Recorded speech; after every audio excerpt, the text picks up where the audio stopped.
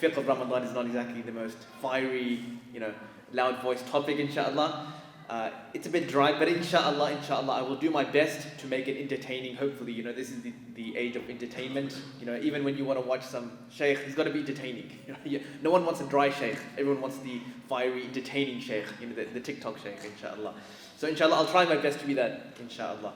But the fiqh, obviously, it's very important. We don't want to make mistakes in our Ramadan. We want to make sure it's acceptable in the eyes of Allah subhanahu wa ta'ala. And there might be small things that we are unaware of that we might need to refresh ourselves, because we forget, right? There are things we forget, right? Especially fiqh, masail, things like this, we tend to forget. And so we need to remind ourselves, refresh our memory with regards to masail every time Ramadan comes up. One disclaimer or one thing to note is that certain things here that we will discuss only apply to Ramadan. So they don't apply to other types of fasts. So just keep that in mind. Certain things, for example, about the niyyah, apply only to Ramadan. But I will stick to the topic of Ramadan because it's pertinent, and we don't want to convolute the session too much with different kinds of things. And we want to stick with the topic at hand, inshallah. And so, briefly, in a nutshell, these are the topics that we will be discussing. So first, we'll begin with the intention, the niyyah. If this is easier for me. I'll begin with the intention and the niyyah.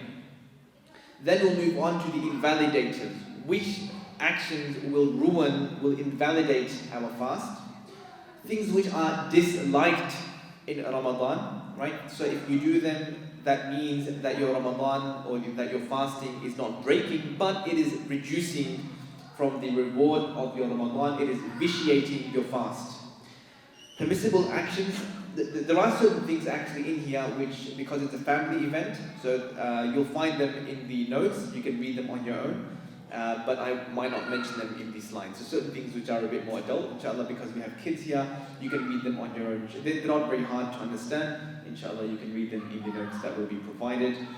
Valid excuses. So who can actually break the fast, or who has the excuse not to fast in Ramadan, right? And for whom is it not permissible to not fast in Ramadan, right? So who actually has a valid excuse not to fast, and who doesn't have a valid excuse not to fast? We will discuss kafara, inshallah, the expiation or certain types. There are certain actions you can do to your fast which invalidate it to such an extent where there is actually a very severe punishment, because the idea and the rationale behind it is that you are actually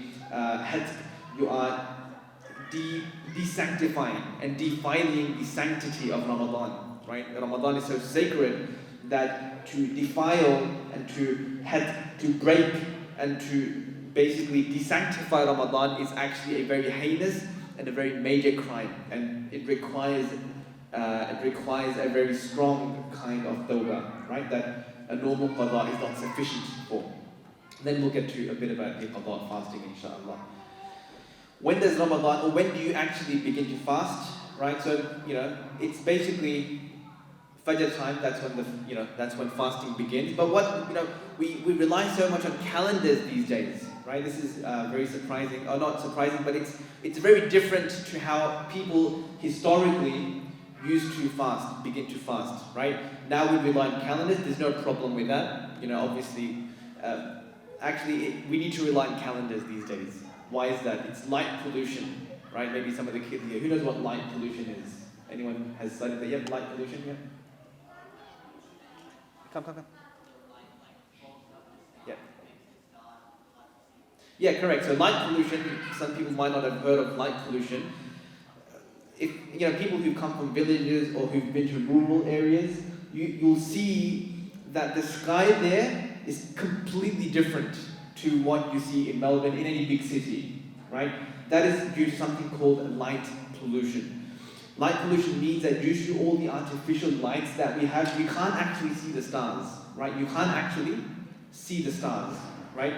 And most people these days haven't experienced the awe-inspiring sight, the awe-inspiring scene that Allah subhanahu wa ta'ala has created for us in the sky, right? There are millions and literally millions of stars that you can see with your own naked eye, right? Without the use of a telescope, without the use of any sort of, long shutter photography, you will be able to see millions of stars with your own eyes, right? You think this is something that you can only see in the books, your science books, your astronomy books, due to high-tech cameras. No. This is something human beings have experienced for the past thousands and thousands of years. And they had a deep connection with the sky. They had a deep connection with the stars, right? You didn't have Google Maps GPS, right? You had the stars. You want to go somewhere, you want to find out where, what's north, south, east, west, all these kinds of directions, what time it is, you had to look at the stars, right? They didn't have Google Calendar, right? They would look at the moon, for example, to find out what time of the month it was, right? And what time of the month it was, etc., etc., etc. And subhanAllah, if you look at Islam, and actually I'll just get to this first. So this is basically when Fajr time begins. But when does Fajr time begin? It begins at true dawn, right? And so before Fajr time, basically, about an hour before sunrise, you'll have two phenomena. One's called al-Fajr al-Kadhib, right? Al-Fajr al-Kadhib, which is false Fajr or false dawn, and then you have al-Fajr al-Sadiq, right? Which is true dawn, right? And so you mustn't get tricked by Fajr al-Kadhib, by the false dawn. This is when a horizontal line appears from the horizon, right? So this is not when Fajr time begins. This is a trick. Then you have Fajr al-Sadiq, which is a vertical line, not a horizontal. Vertical is the false one. And then you have a horizontal line of light begin to appear. This is called Subh Sadiq or Fajr Sadiq. This is when actually Fajr time begins. It's not the sun. This is obviously the sun comes later. This is just a white light that you'll see on the horizon. It's good. This is maybe one day we can go. You can take your family out for camping. It's really important for us to connect with nature. And part of the reason why many people these days suffer depression, suffer psychological and mental illnesses, is because we have been disassociated from nature, right? And psychologists admit there is something in the color green, there is something in the color blue, there is something in nature, right? In the stars that give us mental ease, right? And if you look at Islam is deenul fitra. Islam is deenul fitra. The deen and the way of life which is most conducive to our human nature. And as such, this is a really interesting observation, right? Islam actually aims to connect us with nature. Why? Because nature are the signs of Allah subhanahu wa ta'ala. Every single thing in nature that we see, within it is a sign that reminds us of Allah subhanahu wa ta'ala. And by disconnecting from nature, in a way we are disconnecting from Allah subhanahu wa ta'ala, because all these things remind us of Allah subhanahu wa ta'ala. All these things are reminding us of Allah subhanahu wa ta'ala, right? And so it's good for our iman also to go and experience nature, to see the design of Allah subhanahu wa ta'ala. We look at a very well-made watch, a very well-made car, very well-made building, and we admire the architect, the factory, etc., the company, etc. When we go to nature, we see the designs of Allah subhanahu wa ta'ala, and this increases your iman, this increases your yaqeen. And so if really Islam is really connecting you with the signs of Allah subhanahu wa ta'ala. I mean, think of it, our salat times, Allah, a Muslim knows when the day begins and when the day ends. Fajr, Maghrib time, right? A Muslim knows what time, what the moon cycle is, because he keeps up to date with the lunar months. So he's connected with the sun, he's connected with the moon, he's connected with water, right? He makes wudu. He purifies himself, right? If wudu or if water is not available, he makes tayammum. He's connected with the dust, right? Which is where we come from and where we will return, right? And so the ancients were very connected. We forget, we think that sometimes one of the illnesses of the modern man is he's very arrogant, and we forget our ancients and our predecessors, our forefathers were very connected with the sky. one of the reasons is that there is a great order in the sky. Allah subhanahu wa ta'ala talks about the order and the system, we call it the solar system. Allah subhanahu wa ta'ala talks about the system of the sky in the system of the sky in the Quran, that there is a system and there is an order. And the human being, right, if you look at the Quran, Allah subhanahu wa ta'ala is comparing, there's a kind of a mutabaqa, a comparison, a juxtaposition between the human being and the horizon and the sky. Because by looking at the sky, right, we see the order, and we should be inspired to bring that divine order within our own lives. As above, so below. So as the ancients were very connected to the sky, and you find that some of the most earliest science, right, that we see begins with the sky, right? If you look at a lot of the science, you study the history of science, a lot of it begins with astronomy and observing the sky, right? And so you find, for example, like people will be shocked, like Hippocrates, right, or who was a Greek of Nicaea, who was very, if you haven't realized, I do read a lot of books about ancient history. So I was fascinated to read this. Actually, he actually, so he lived about 500 years before the Prophet ﷺ. He actually determined the length of an average lunar cycle or a lunar month within a second of what we now know to be correct. Within a second. This was about 2,000 years ago. He's calculated all that. I mean, that's fascinating. We find, for example, depictions of ancient Sumerians, and they have depictions of planets which we can't actually see without the telescope. So that's something that's very fascinating. So the point is that the ancients had a connection with nature, they had a connection with the sky, they had a connection with the creation of Allah subhanahu wa ta'ala that we don't have, right? And so false dawn, true dawn, it's good sometimes, we should do this at least once in a lifetime, to go, to go outside, to go camping and to see the sky. Connect with Allah subhanahu wa ta'ala's makhluqat and, increase our iman. Moving back to the fiqh, inshallah, that was a bit long. The intention. So this is actually, this is something where people get confused about this. What is an intention? Right? What is an intention? An intention or a niyyah just means that you are cognizant and that you are aware of the fact that you are fasting. That's all it is. Right? That's all it is. And some people fall into, I do want to mention this because some people do fall into an OCD, an obsessive compulsive disorder, where they will think that they don't have a niyyah, they'll keep thinking about it and saying it, and they think that they don't have, or that the niyyah is invalid. No, as long as you know that you're fasting, that's enough, inshallah.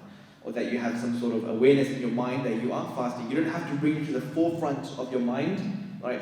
As long as it's some way in your conscious that I'm fasting, that's enough, inshallah. Now, this is specifically for Ramadan. It can be made until the zawal, the midday, so just before the dhuhr time, as long as a person has not consumed any food. So how does this affect you? For example, you are sick. You're not sure if you have enough energy to fast. Okay? So obviously a sick person, if he cannot fast, he can be excused, right? So he's not sure whether he is able to fast. Let's say about 9-10 o'clock before the dhuhr time, he's like, okay, look, I think I do have enough energy to fast, I'm going to fast. As long as he has not consumed any food or anything like that, he can fast. As long as he has not consumed any food until the midday, okay? But this is specifically for Ramadan. Other types of fasts are different, so just keep that in mind.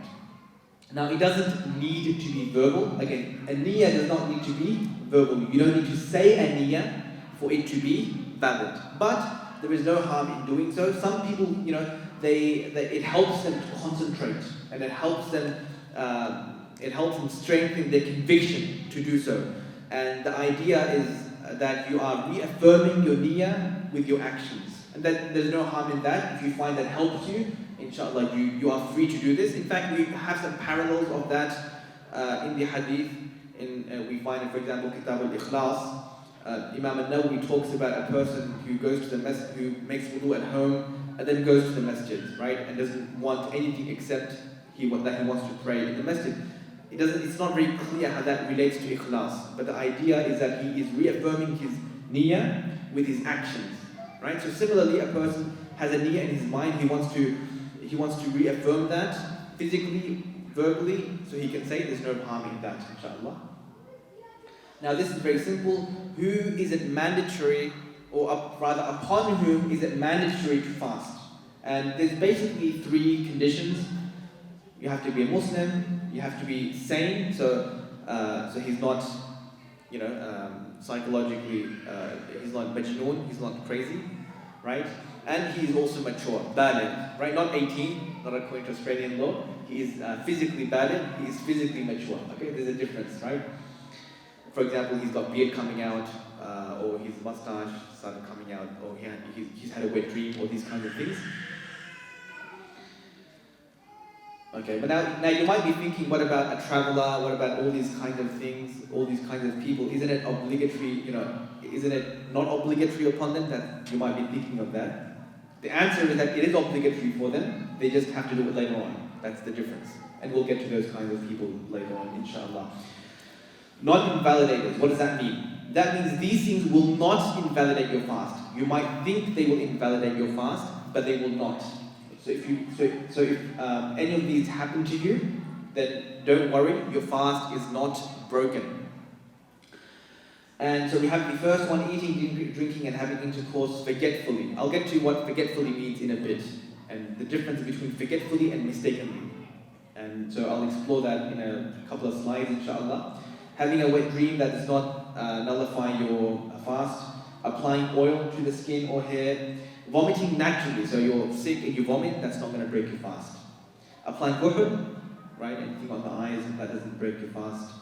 Inhaling dust in the air, smoke of something burning, or the particles of flour. Basically, and I'll get to this in actually the next one, there's a difference between passively and actively inhaling, right? There's a difference between that. I'll get to that in the next part where I discuss the invalidators.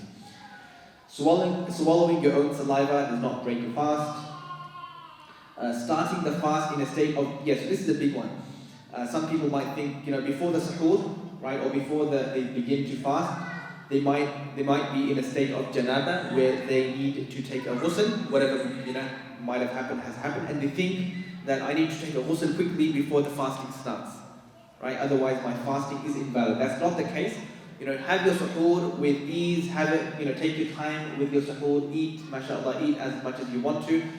Even, and you can, thereafter, even when the fajr time kicks in, you can take your bath and your ghusl nice and comfortably after that, inshallah. There is no harm if you are in a state of janaba when the fasting starts. There's no harm in that, inshallah. Having mucus, person might be sick, has a runny nose, has some mucus go down his throat, that's no problem. Water entering the ear after taking a shower or a bath, that will not break your fast. Vomit going back down his throat unintentionally, right? So if it unintentionally went back down the throat, you had no control over it, this will not break your fast.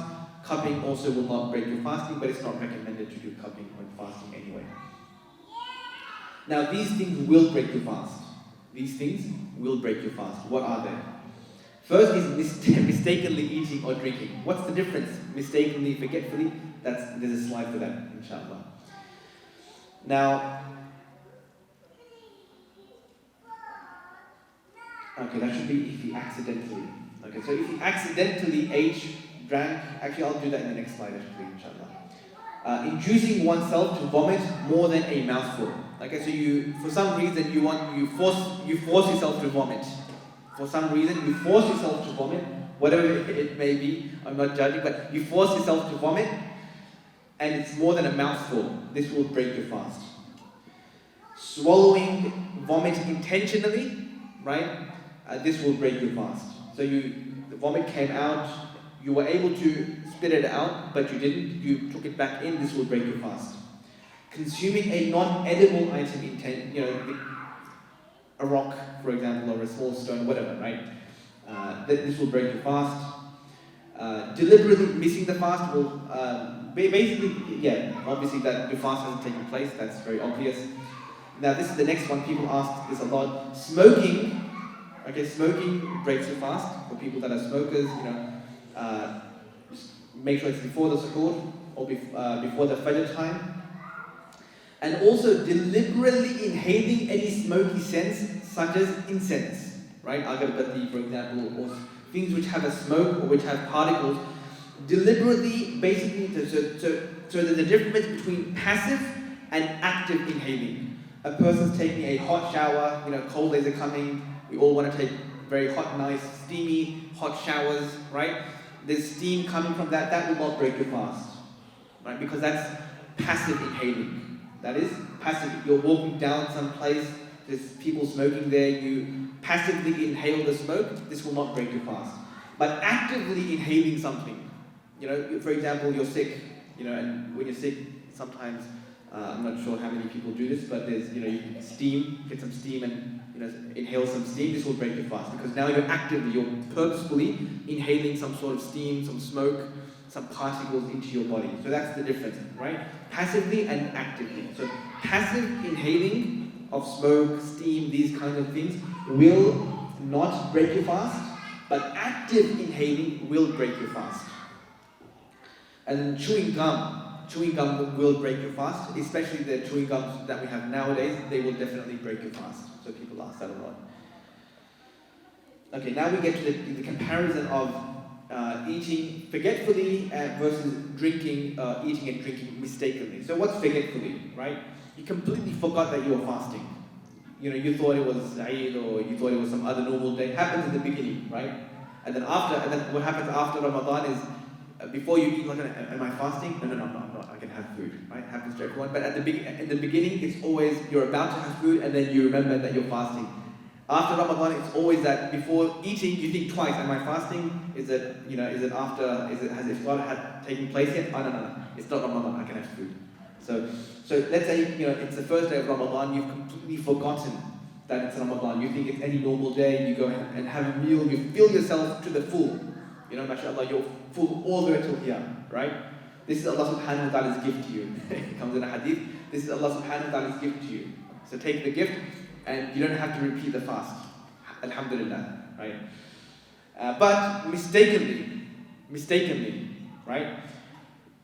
For example, you put food in your mouth. You've forgotten that you're fasting, but then you remember while it's in your mouth, but it's too late. You've taken some of it in. As you remember, you take some of it in. So this is mistakenly, okay? Or you could be gargling. You're doing wudu and you're gargling your mouth. You're fasting, but let's say something happens, you slip a bit and it goes down your throat. This will break your fast. Now going back to the earlier slide, the second point, I'll just explain this. If a person has forgetfully,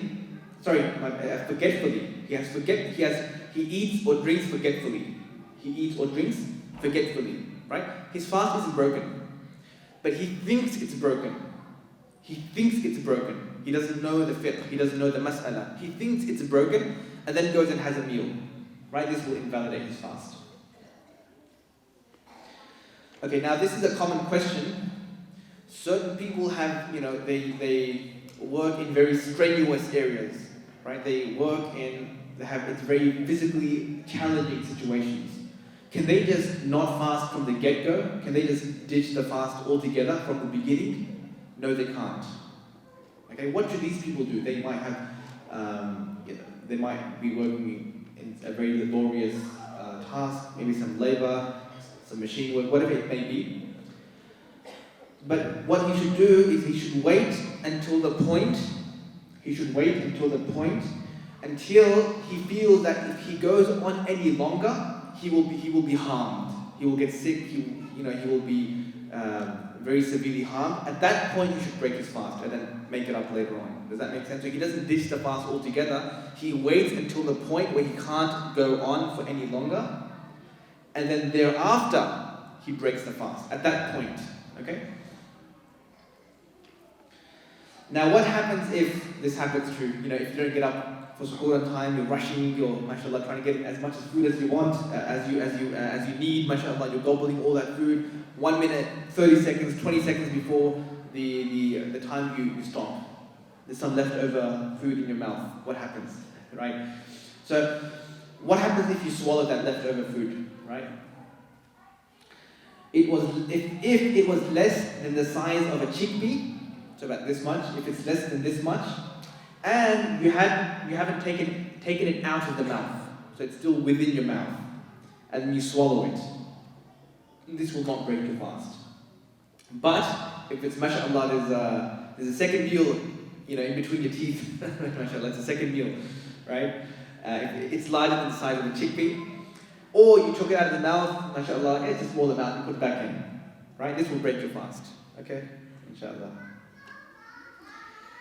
Now, things which are disliked, so makruh, these things will diminish the reward of your fasting. These things will vitiate, right? Will basically cause harm to the rewards of your fasting, but will not break your fast. There's tasting food, right? So if you just tasted food, but you didn't consume the food, then this is disliked in fasting. Also, toothpaste, right? Toothpaste is disliked during fasting, also because there is flavor to the toothpaste, right? There is flavor to the toothpaste, and you can do miswak. There's no problem with the miswak. Okay, so people now, who are the people who can actually miss or break the fast, right? A sick person, obviously. If the fasting will exacerbate the illness, right?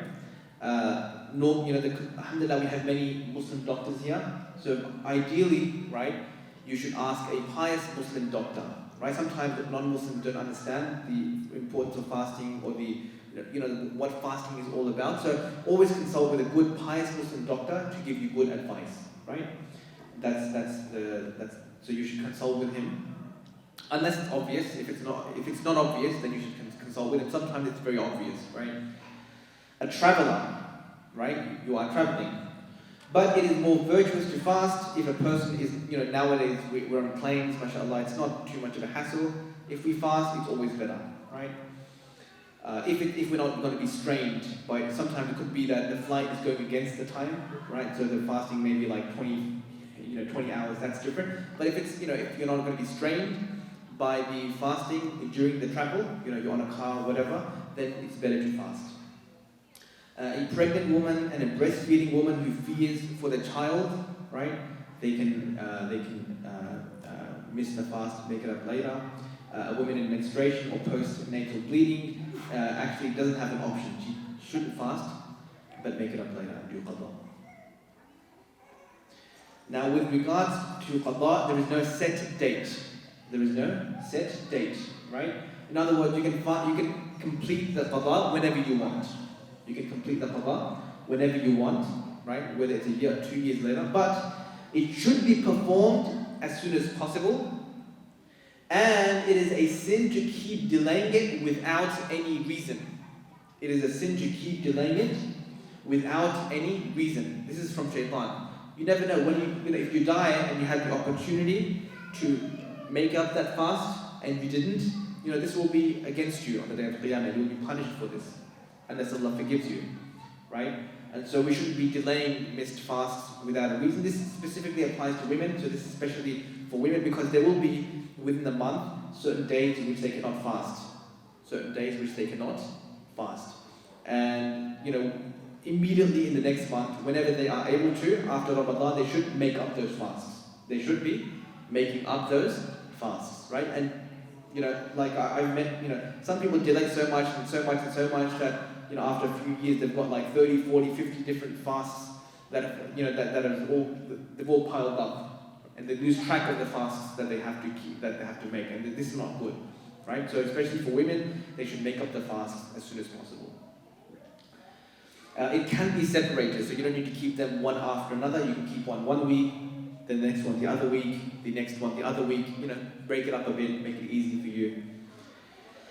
Now, with regards to the intention of your qada, do you have to have the exact date in mind that I make qada for the first of Ramadan, the second day of Ramadan of this such and such year, or whatever the day may be? That's not necessary. However, if a person has, let's say, qada fast of 2-3 years, he needs to specify the year, of 2022, 2023, 21, whatever it may be. But for qada fast, so this is where it's different. It should be the intention, the niyyah must be made before the true dawn. You can't make it before Dhuhr time, that's the difference. And you cannot allow, or you cannot fast on behalf of someone else, or after they have passed away. Now we get to the kafara. So kafara, what is kafara? Kafara is the punishment, basically. And what necessitates kafara? When do you have to give that kind of punishment, or do the kafara? So the actions that necessitate the kafara is eating, drinking anything edible or medicinal, something that gives you strength, intentionally, right? If you do that intentionally, this will necessitate the kafara. Having intercourse while fasting intentionally, this only applies to the fasts of Ramadan, and it necessitates a kafara and a qada. So in order to make up for this sin, you need to do a kafara and a qada, right? What is kafara? What is the expiation? It's fasting for 60 consecutive days. It's very hard. And if you're unable to, right, for health reasons, for example, you have to do, it's essentially the same thing, but different ways of doing it. You can either feed 64 people 2 full meals a day. You can feed 1 poor person 2 meals a day for 60 days, right? You can give 60 poor people 1.6 kilograms of wheat, fine flour or its value in cash, or feed 1 poor person for 60 days. Give 60 poor people 3.5 kilos of dry dates, barley or its value in cash, or feed 1 poor person for 60 days. There's websites these days that do all this stuff for you. There's websites for that, so you don't need to worry about this too much. Alhamdulillah, there's websites, you can go on those websites, give the money, and you're all good, inshallah. And now, finally, inshallah, to conclude, we will be discussing the fidya. What is fidya? This is something that a lot of people will encounter, especially as they grow older.